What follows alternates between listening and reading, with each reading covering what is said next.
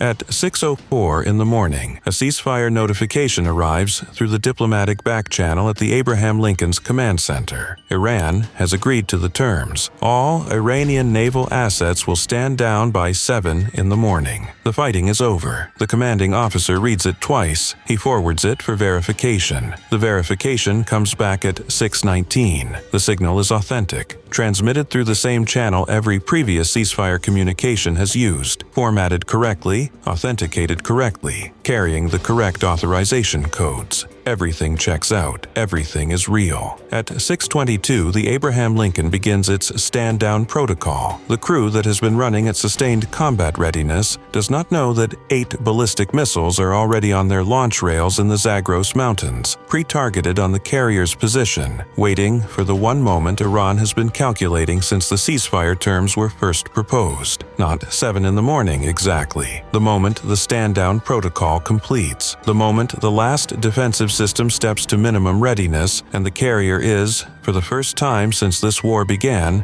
genuinely vulnerable. Iran did not fake the ceasefire. That is what makes this work. A faked ceasefire could be detected. A real one cannot. Iran sent a genuine acceptance through genuine channels with genuine authorization codes, fully intending to honor every element of it. Every element except the 8 missiles that a subordinate clause in the 3rd paragraph of the notification explicitly excluded from the stand-down order, classified as strategic deterrent systems, not naval assets, preserved from the ceasefire's scope by language that 3 separate analysts read, flagged as standard diplomatic face-saving, and did not escalate. The subordinate clause was not standard diplomatic language. It was a firing authorization, and the window it preserved was 4 minutes wide. Ensign Paul Nakamura has been at the secondary radar monitoring console since 5 in the morning, watching the southern and eastern sectors while the rest of the ship prepares for the stand-down. His console's job during combat operations is long-range contact monitoring on the sectors that point toward the Iranian coast and the mountains behind it.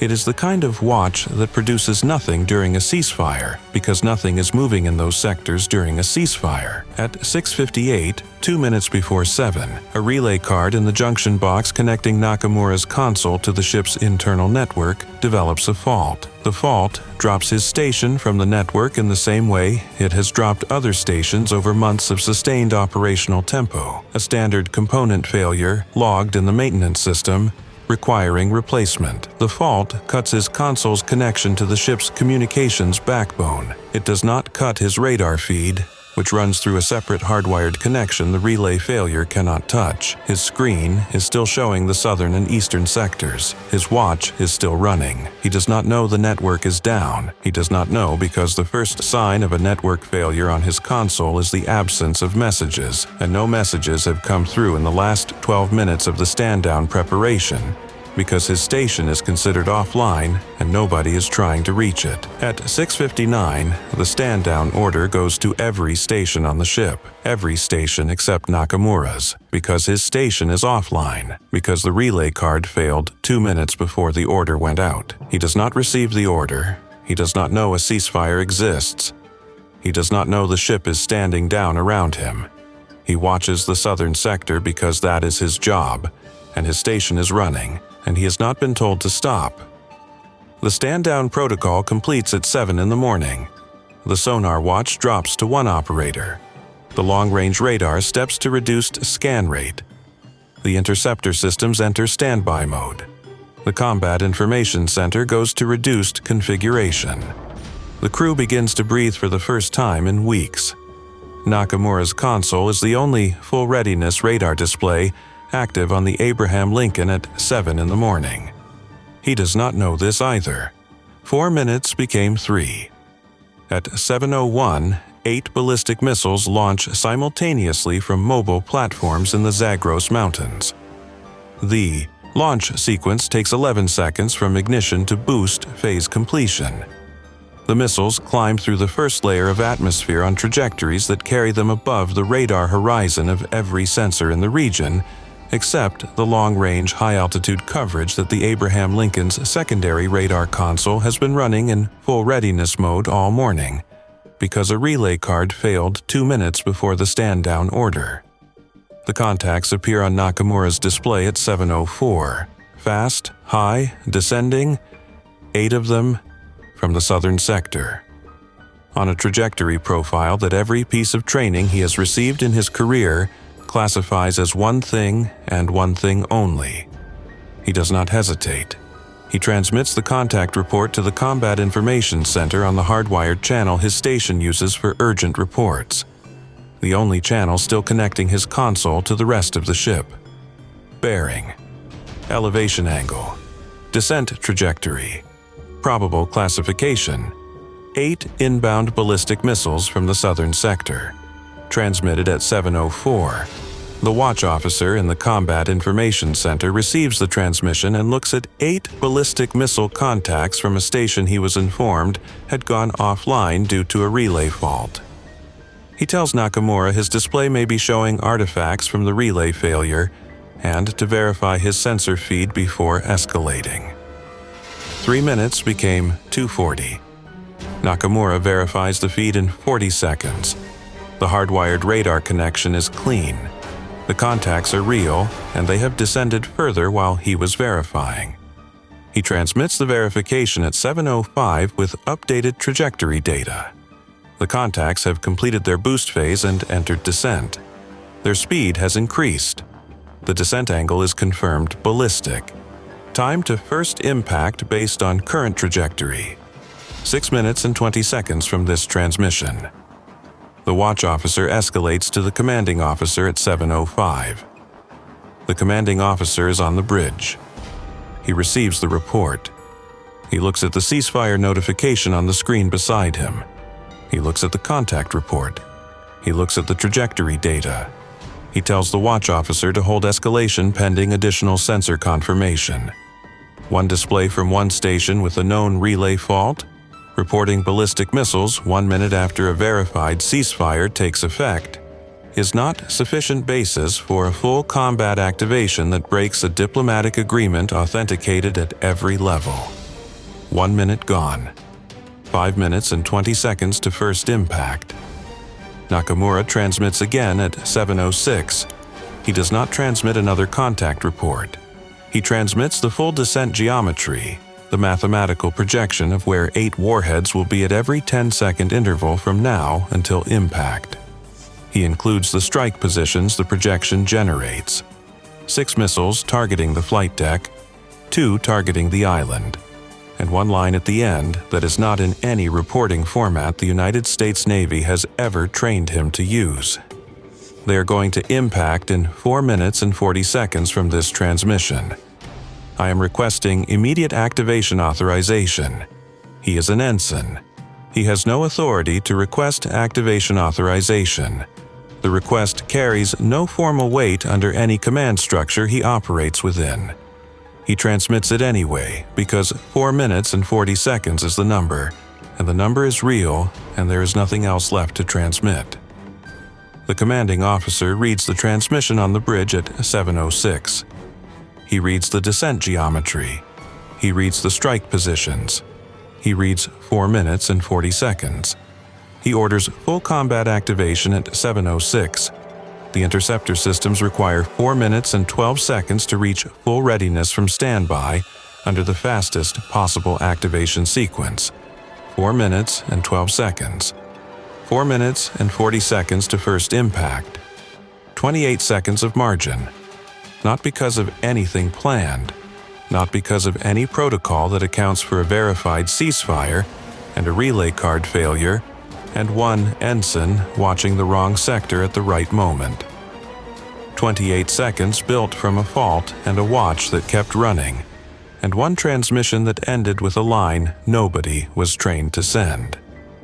The activation sequence begins at 7:06. 3 operators are needed simultaneously at 3 separate stations to bring the interceptor systems from standby to full readiness. 2 of them are in the middle of watch handoffs. 1 is in the passageway between the Combat Information Center and crew berthing. 1 is in the watch briefing room 2 decks below. Both are running before the formal activation order reaches them because Nakamura's 706 transmission was routed through the Combat Information Center's broadcast system to every active display on the ship, and both operators read 4 minutes and 40 seconds on their screens before the order told them to move. They are at their stations at 7:08, 12 seconds ahead of the activation timeline's projection. Not because of doctrine. Because 2 people read 1 line and started running. The interceptor systems reach full readiness at 7:10. First impact is at 7:11. 60 seconds of margin between full readiness and first warhead arrival. Not the 28 seconds the activation timeline projected. 60 seconds because 2 operators ran 12 seconds early. 60 seconds. The fire control computers build intercept solutions against all 8 contacts simultaneously. Ballistic intercepts at this descent angle require precise geometry. The interceptor must reach a specific altitude window at a specific moment to find the warhead before it completes its terminal descent. The window for each of the 8 missiles is narrow and different. The computers build all 8 solutions in parallel and begin firing at 7:10. First interceptor airborne at 7:10. Second, 4 seconds later. All 8 airborne by 7:10 and 40 seconds. 20 seconds of firing sequence for 8 simultaneous launches across 8 different bearing and altitude combinations. The first intercept occurs at 7:11. A direct hit at high altitude, the warhead destroyed above 50,000 feet, the debris spreading harmlessly above the cloud layer, visible as a brief flash against the morning sky from the Abraham Lincoln's flight deck. The second and third intercepts come within 9 seconds of each other. The fourth and fifth are simultaneous. The sixth is clean. The seventh loses its lock briefly when the incoming warhead executes a terminal maneuver at low altitude and reacquires 4 seconds later.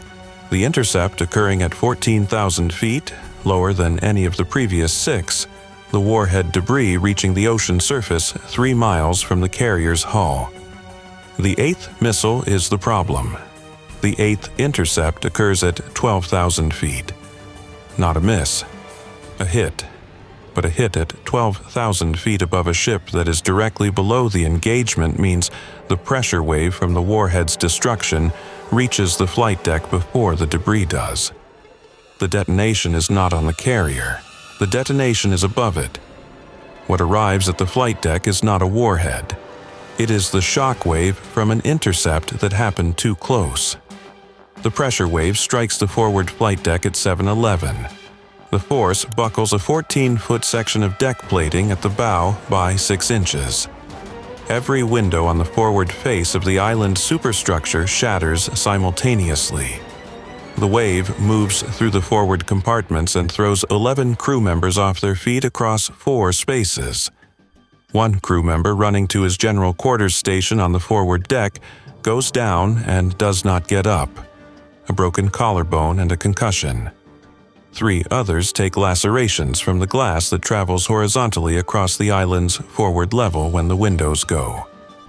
7 more treated for impact injuries. None life-threatening.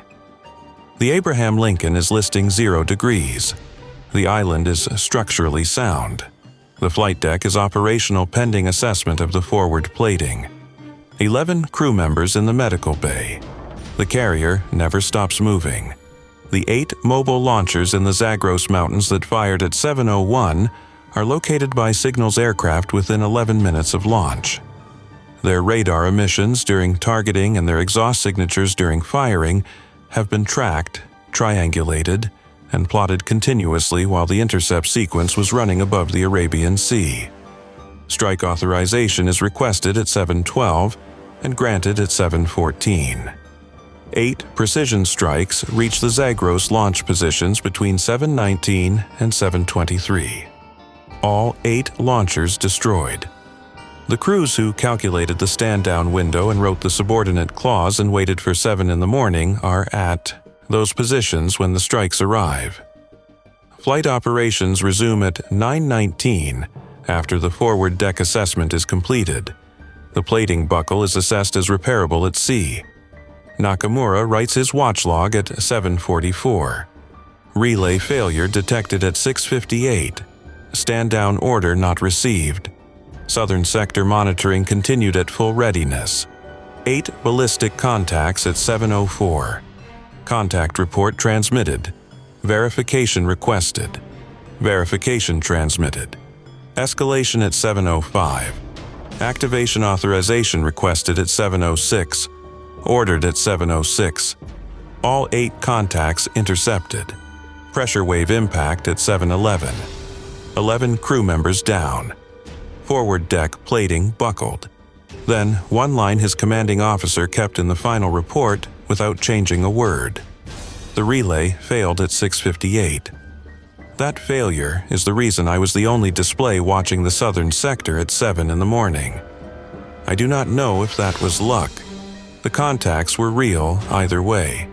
Iran built the ceasefire window with precision that took months to develop. The diplomatic language was correct. The back channel was correct.